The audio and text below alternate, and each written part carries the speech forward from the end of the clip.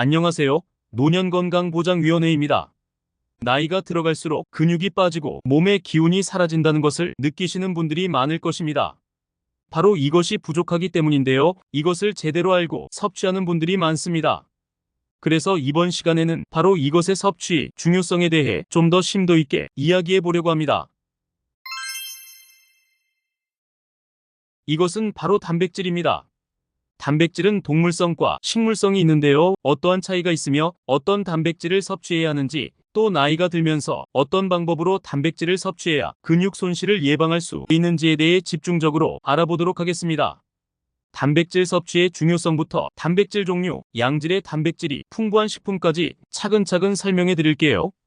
단백질은 우리 몸이 근육과 피부, 심지어 뇌까지 다양한 신체 부위를 구성하고 중요한 역할을 합니다. 단백질은 근육을 형성하고 유지하는 데 필수적이며 피부와 뼈, 혈관의 건강을 유지하는 데도 중요한 역할을 합니다. 단백질은 신체의 에너지원으로 사용되기도 하죠.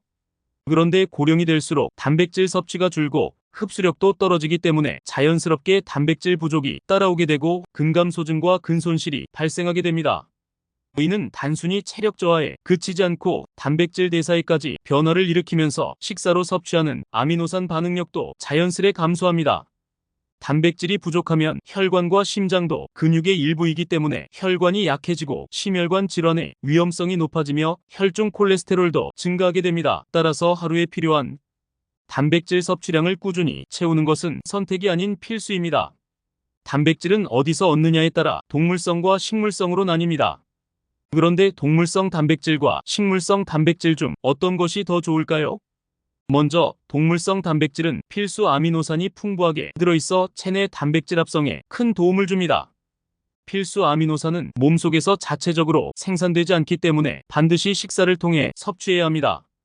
예를 들어 미국 아칸소 대학 연구팀은 동물성 단백질을 섭취한 그룹이 체내 단백질 합성이 더 활발하다는 결과를 발표했습니다. 동물성 단백질은 소화하기 쉽고 근육 생성에 큰 도움이 되죠. 닭 가슴살, 쇠고기, 생선 등은 단백질 함량이 높고 체내 흡수율도 뛰어납니다. 하지만 동물성 단백질만 섭취하는 것은 좋지 않습니다. 지나친 육류 섭취는 혈관 염증을 유발하고 LDL 수치를 높이며 심혈관 질환과 같은 질병의 위험을 증가시킬 수 있습니다.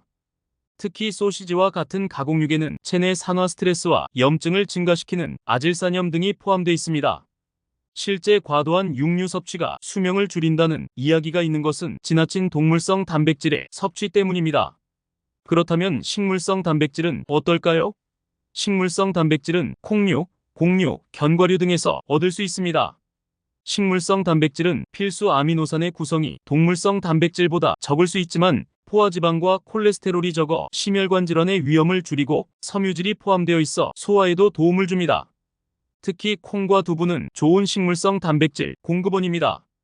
식물성 단백질을 섭취할 때는 다양한 식품을 통해 아미노산의 균형을 맞추는 것이 중요합니다.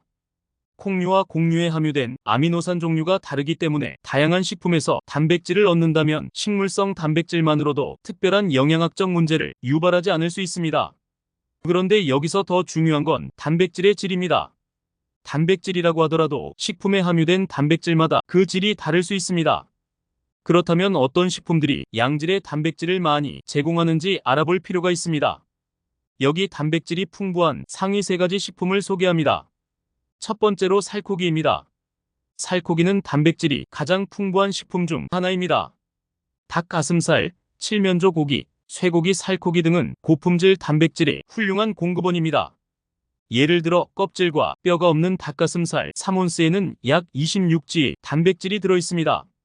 마찬가지로 쇠고기, 살코기 3온스에도 약 22g의 단백질이 들어있습니다. 이 고기는 단백질이 풍부할 뿐만 아니라 근육 회복과 성장에 필요한 필수 아미노산도 함유하고 있습니다.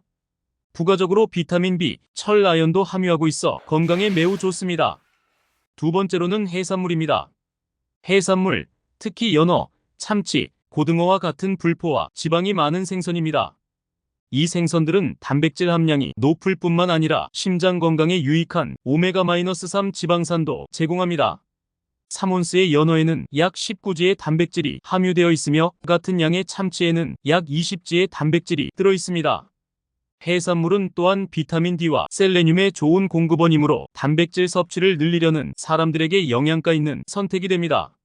세 번째로는 콩류식물입니다. 식물성 식단을 따르는 사람들에게 콩류는 훌륭한 단백질 공급원입니다.